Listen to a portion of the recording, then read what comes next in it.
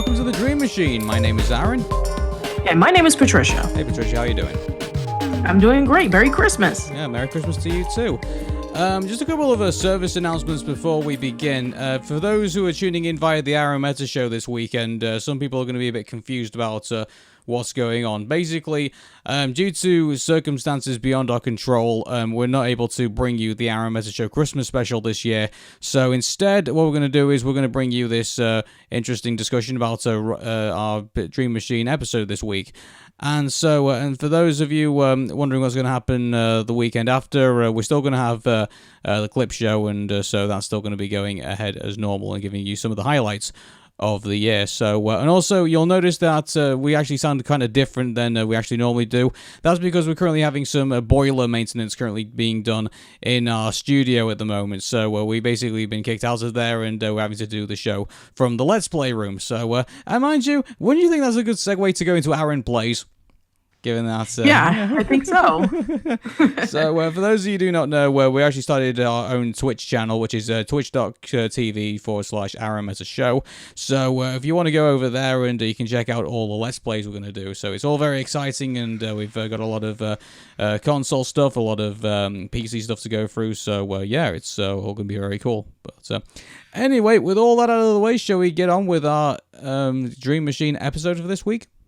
Yes, sir. Mm-hmm. Okay, here we go.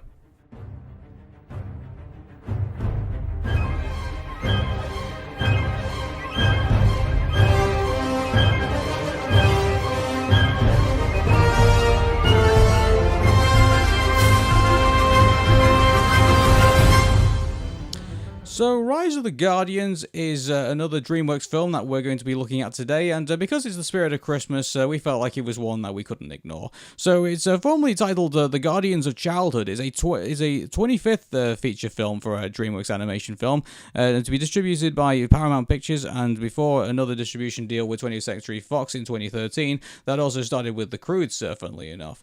So, the film in generally was considered quite exciting amongst one particular part of the Rise of the Guardians fandom, but in overall, I think it's pretty just middle of the road, I think, pretty much at this point. Well, it seemed to have been middle of the road, according to what DreamWorks thought, because as mentioned in the Croods podcast, this movie is either the one that pretty much caused the major shift in DreamWorks or the Croods itself, because as mentioned before, even though that Rise of the Guardians made double its budget in the box office, it was still considered to be a financial flop, and a lot of people were fired in DreamWorks, and this is what caused the major shift in DreamWorks. No longer were DreamWorks going to be having any of their movies distributed by Paramount, but it was going to be distributed by another company. So since then, the movie has gained a bit of a cult following. Mm-hmm. So, I guess we have to go into the story here. So, I think the main driver of this is obviously the antagonist of the film, which I really like, because they didn't really they showed him as a threat, but didn't actually announce him right off the bat, and then eventually he was revealed, and obviously it's the pitch, which is known as the Boogeyman, and so his motivation in all of this is that children have kind of stopped believing in him, in a way, and so he's basically taking it out on all the Guardians that are so that includes like Jack Frost, the Easter Bunny, the Santa Claus, and so he's trying his best to make sure that all the kids stop believing in him, and nearly succeeds in doing it. But he's thwarted by the super, I guess you could say, superheroes we're going to talk about today. So. Yeah, the Boogeyman is actually a pretty frightening villain, to be quite honest, because, I mean, let's be honest, the Boogeyman is basically like the essence of fear for children. He can be able to cause a whole bunch of nightmares. And by them causing a whole bunch of nightmares, that can really give kids, something to fear of and kind of overshadow all the other good creatures, such as you mentioned before, like the Tooth Fairy and Jack Frost and Santa Claus. So yeah, it's pretty much hey, like pretty much the Boogeyman in the WWE. I'm the Boogeyman, and I'm coming to get you. Sure, I guess you could say that. I'm pretty glad we didn't get that Boogeyman. I think yeah, that would have been pretty silly. But I mean, this movie came out in like what was it, like 2012? So was he around during that time? yeah, I think probably yeah. Actually, thinking about it, I think he was actually. So yeah, I think Okay. that was around about his time. I think, but I don't think there was. I don't think the pitch was inspired by WWE's Boogeyman. I don't think, or one or the other way around. I don't think, because I think if either was taking inspiration from the other, I think we probably get very different Boogeyman's. I think That's from true. what we That's got, true. yeah. So.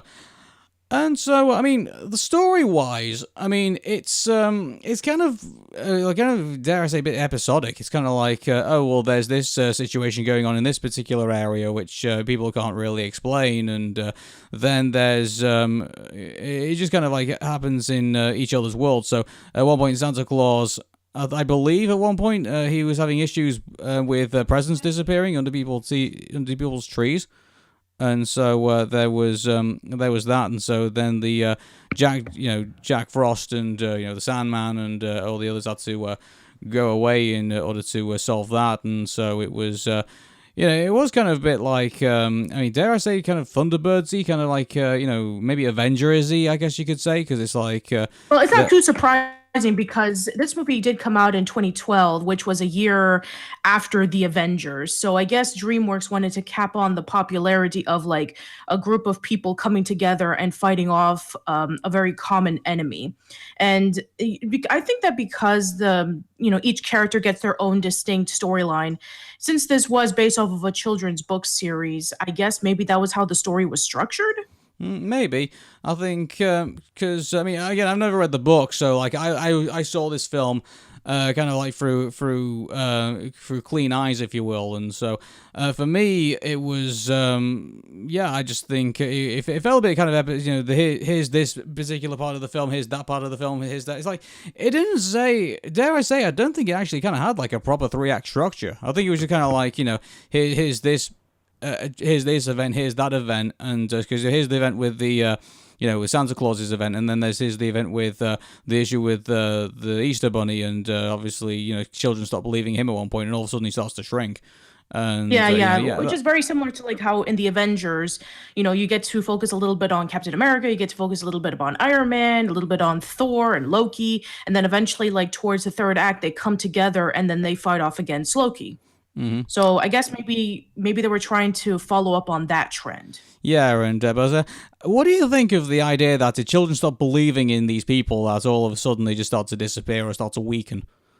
Like very similar to Tinkerbell from the Tinker. I can talk. Very similar to Tinkerbell from Peter Pan, in which when nobody believes in fairies, they start dying off, and then if you want fairies to believe, you have to start clapping really loudly and say, "I believe in fairies." So it's not too much of a surprise that when kids don't believe anymore, they start disappearing, because I guess in a way these creatures and these icons like Santa Claus, they start believing, they start thriving because children still believe. Yeah. And it's part of fairy tales, which is not too surprising. Yeah, I just think it kind of reminds me of Our Real Monsters, that episode where all the monsters decide to stop scaring kids, and all of a sudden they start disappearing. So I think it takes a little bit from that, I guess. And so basically. So the reason why monsters scare is because they start filling up this vat of liquid, and as long as they continue to scare, then it'll continue to be full. And then one day the monsters decide to not scare, and then it starts becoming more and more empty, and people don't believe in monsters anymore, and they start disappearing. Yeah. So it's all part of a fairy tale, because basically, if you don't believe in a particular creature like the Easter Bunny or Tinkerbell or anything like that, then they disappear or they die off. Yeah. So, what do we think of, some of the characters that we've got to talk about here? Obviously, some of the major ones, I think, that kind of stick out for me are definitely Jack Frost himself, which we'll probably get onto a bit later on. But first, before we do that, let's talk about Santa Claus. Because, it's kind of funny because we actually played a video on the Arun Show saying which one was the real Santa.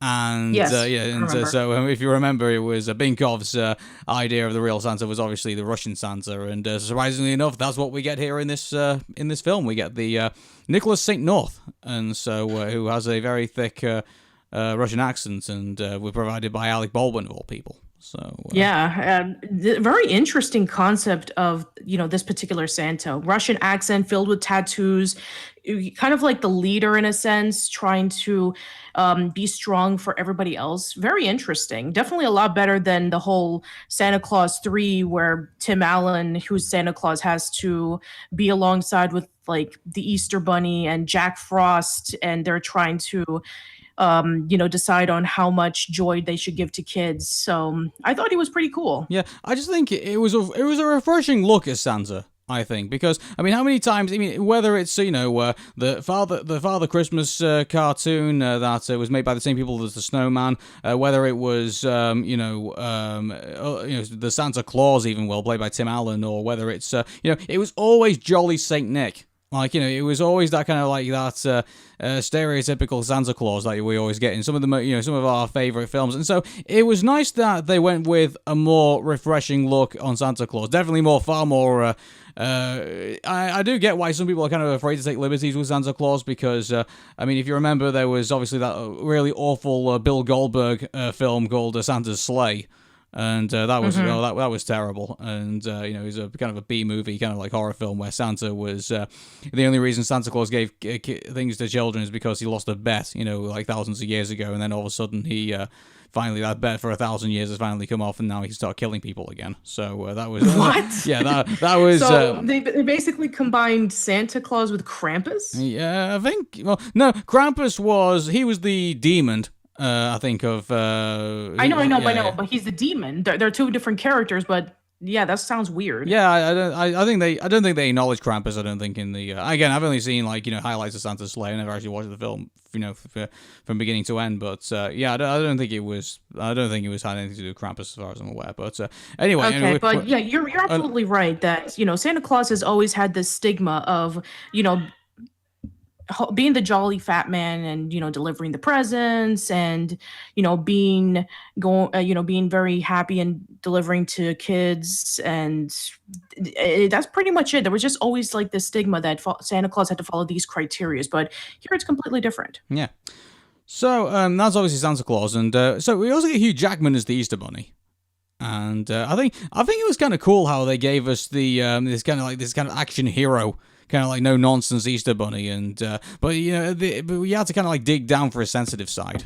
And and to be quite honest, I mean, what is to the Easter Bunny? I mean, what is his personality other than just putting eggs around for children to find? There was like little to no personality with the original Easter Bunny. So him having like a different personality wasn't too much of a stretch with creating a new type of Easter Bunny, which I thought that was pretty cool. Yeah, and also I mean, it was nice, refreshing look at the Easter Bunny as well, and so I mean, this is the good thing I would definitely say about the Rise of the Guardians. Dare I say, I mean, it is a refreshing look on all our characters that we used to believe in our childhood, like the Tooth Fairy. I think. Would you ever imagine it was kind of like I mean, as a hummingbird?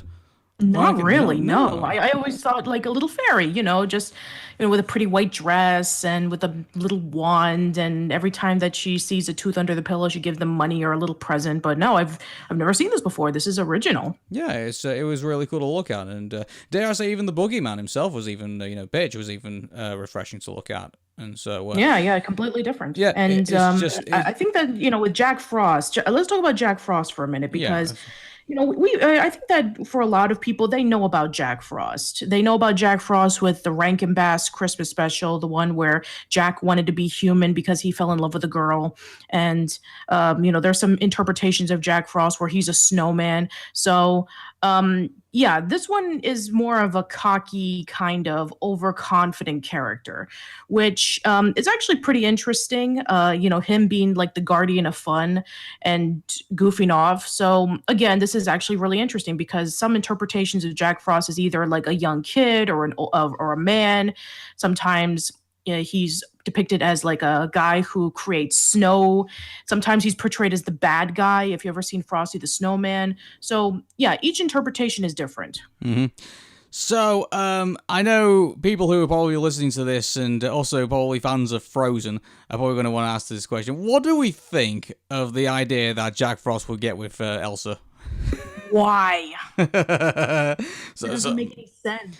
Yeah, it's just some people just want to bear them up with that. So, I mean, if we're to believe in Frozen 2 that Elsa may get a significant other who is a girl, then yeah, I'm sorry, your fan art is not going to make that much sense. no. Well, it doesn't make much sense anyway, because obviously Elsa is Disney and Jack Frost is DreamWorks. So Yeah, that's not going to stop fan arts. yeah, it won't. And who knows? But, When I mean, when all the like corporations all become Omnicore, I'm sure we'll pretty much get that Rise of the Guardians Frozen crossover someday. So it's That's true, but if you feel like drawing them together, then you know what? More power to you. yeah. So I mean, I like the idea of the tragic story of Jack Frost. I guess he fell into a lake and he couldn't protect his younger sister anymore, and so I think that obviously created him into the Jack Frost character.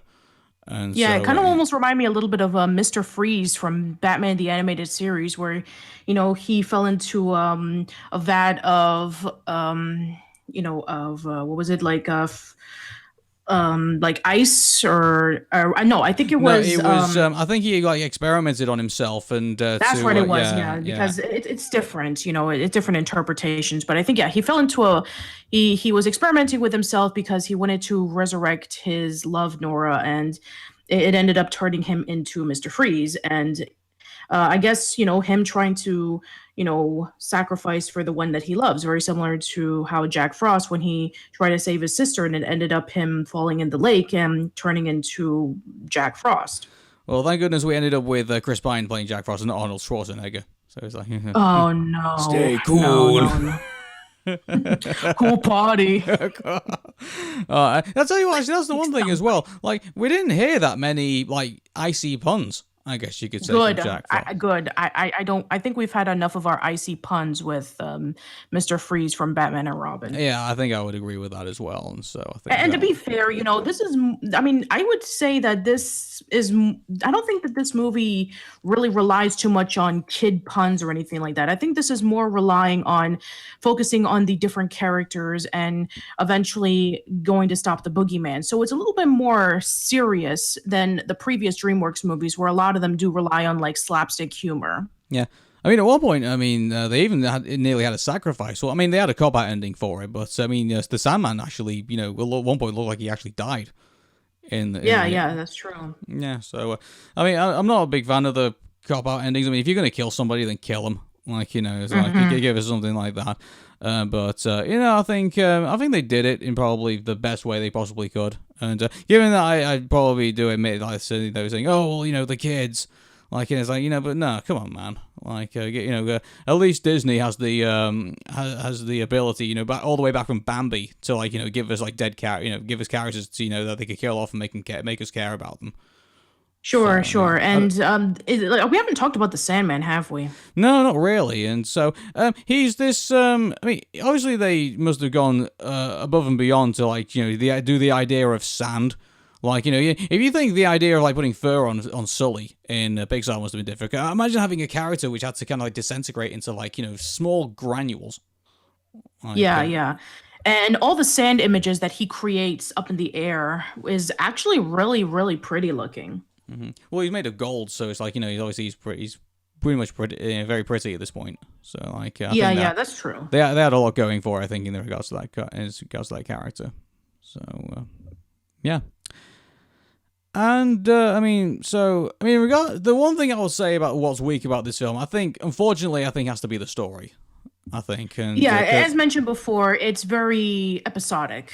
It's not a full cohesive plot. I think it's because keeping this in mind. Weren't we in the kind of the launch period? I think of the Marvel films. Yes, we were, because this movie came out in 2012 and the Avengers came out a year earlier. Yeah, it's kind of super teams. We have the Avengers, we have Suicide Squad, we had all these all these teams kind of coming together. Even the Incredibles was still pretty hot, when people were demanding Incredibles 2. Even at that time, that was starting to kind of get hit fever pitch as well. So it's For me, Fantastic Four as well, and so it was caught up, I think, in the moment of that. Whether that was done by design, I have absolutely no idea. But I yeah. think from what I understand, this movie was delayed. They wanted to release it a much earlier time, but there was a whole bunch of other movies that would have been its main competition. Like they wanted to release it around the time of Monsters University, but then they wanted to release it around the time of the Twilight Saga Breaking Dawn.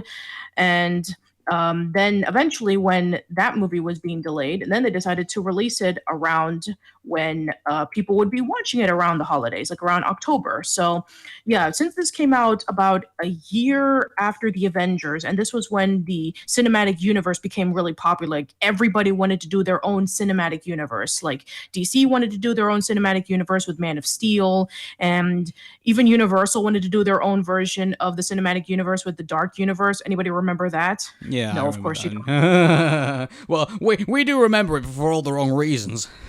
Sure, sure. But the point is that they don't understand what made Marvel Cinematic Universe a huge hit. You have to understand that Marvel released Iron Man first, then they released Captain America, then they released The Incredible Hulk.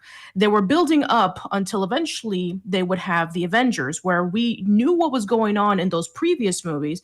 And then when we have this huge climactic fight with Loki, then a lot of people started getting excited for it. And it even was even good for people who didn't even see any of those movies. It was a pretty good standalone movie. And there were a lot of people who just didn't understand on what made that so good. Yeah. So Do yeah, you know, it was a time. at that time, like the one thing that kind of what kind of worried me about DreamWorks. I mean, knowing that they sometimes like to kind of like go towards trends. I mean, you look at Shrek. I mean, it's full of like the trends of the day at that point. Yeah, And, but at the same time, they were the ones who kickstarted the trends of happily never after and hoodwinked. So yeah. So, but the reason I talk about that is that couldn't you see DreamWorks saying like, well, what if we took Shrek and Donkey from this movie, and what if we took Jack Frost from this movie, and what if we took the guy from the Croods, and what if we took that guy from that movie, and we basically do another like team movie, and like, but we really it's just there to kind of like sell box office tickets and not make a whole lot of sense. I mean, like right. the temptation would be there, wouldn't it?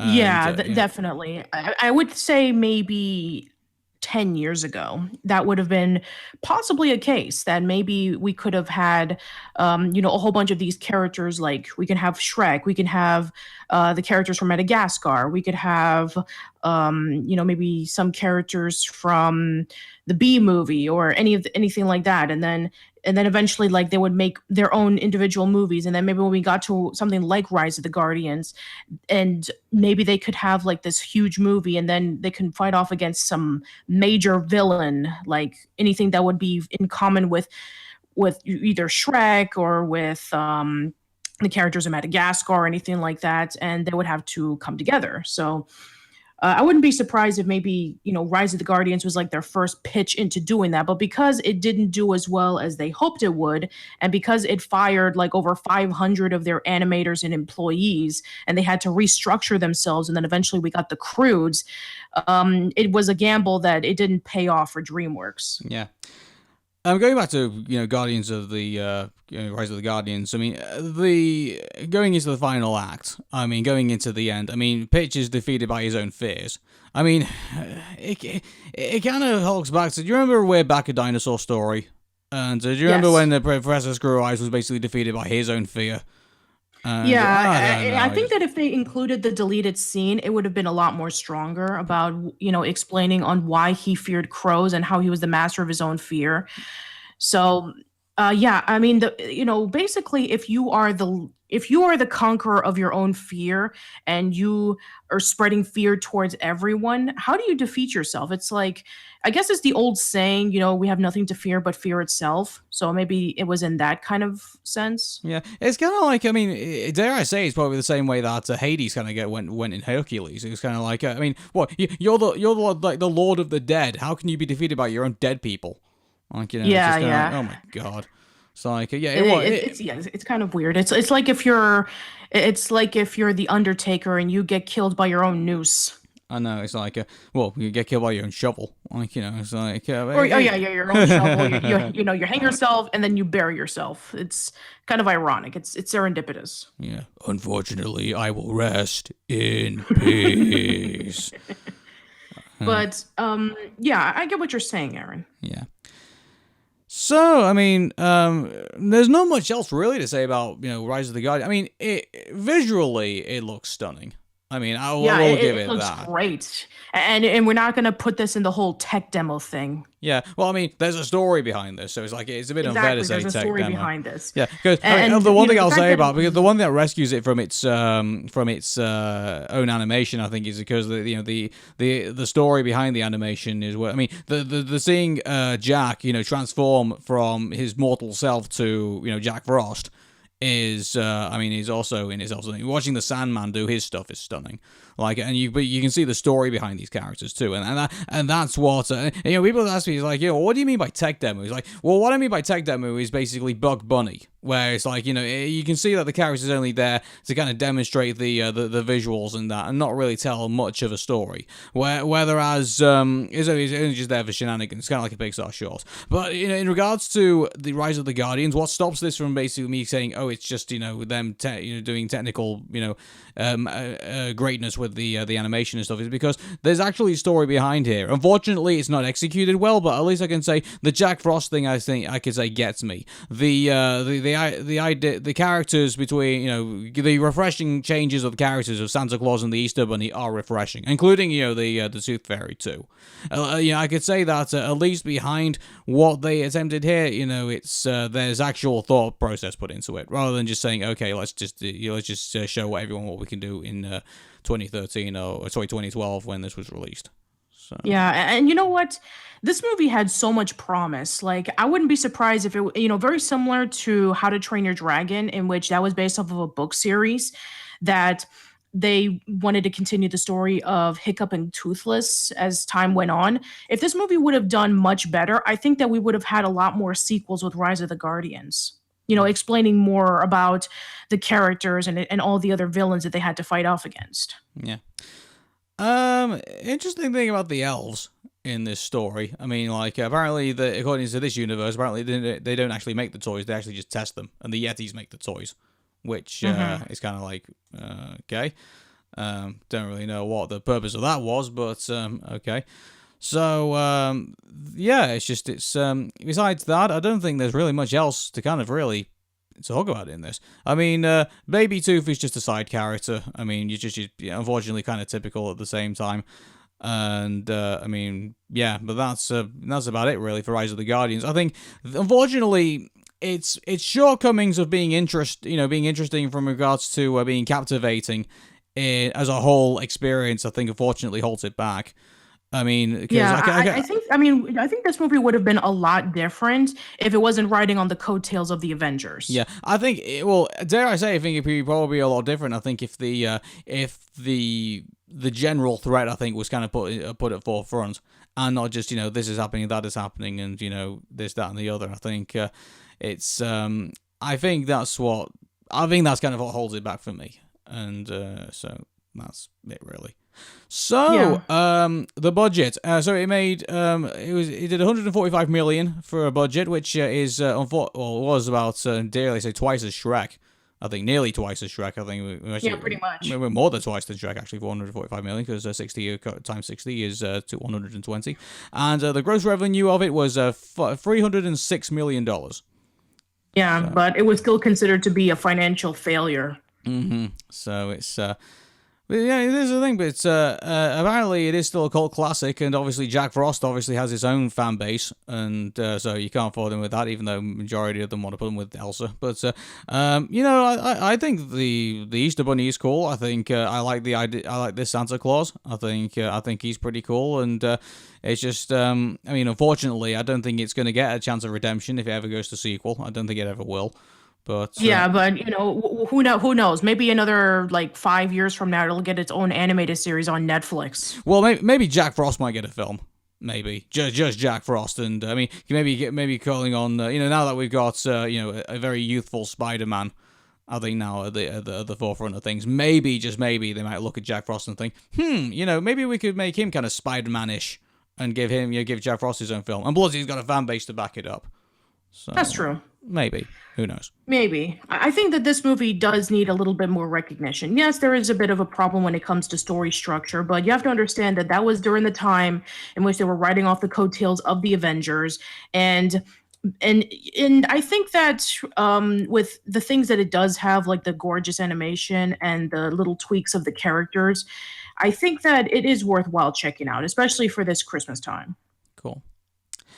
So that's ends another Dream Machine and the Arun Meta Show Christmas special. So yeah, it's amazing because this will be the last one for 2018, and I think that we've done pretty well so far, and I can't wait to see what 2019 holds. Yeah, and what do we start 2019 with?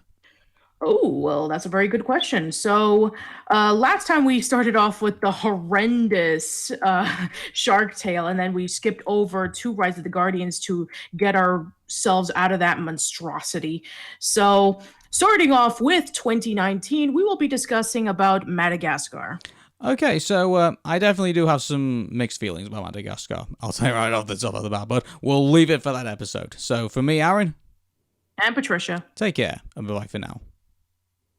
See you later.